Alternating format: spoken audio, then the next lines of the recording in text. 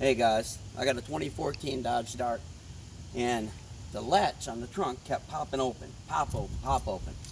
Checked the battery in here. As a matter of fact, I took the battery out, shut the trunk, kept happening. Couldn't figure it out. Underneath the dash of the trunk popped. Went over there, disconnected that, went out back, shut the trunk, kept popping back open. Couldn't figure out what was wrong with it. So if you take a look right here, there's metal on here. That's a rubber coating here. It goes over the lock, right there. Okay?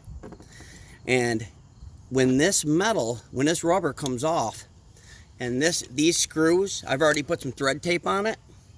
Okay? And I just put some black tape around the back way. I punch a hole through it and put the black tape over it. All right?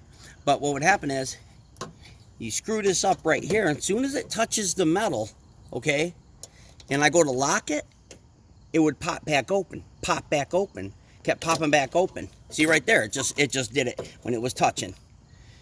See?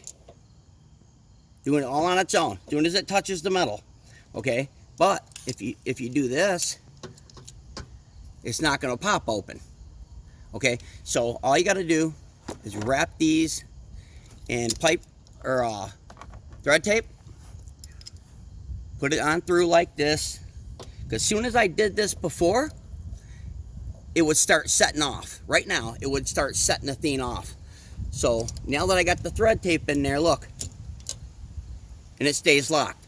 It cannot touch, be grounded out from the trunk lid at all with the thread tape and then the black tape here, so that there's no contact at all. As I said, I would assume that it's from this here, the metal. Let me take this out of here. I would assume it's from the metal here that wore away. I could be wrong, but all I know is when this grounds out on the trunk lid, it's going to pop it open. All right, so I hope that helped you out.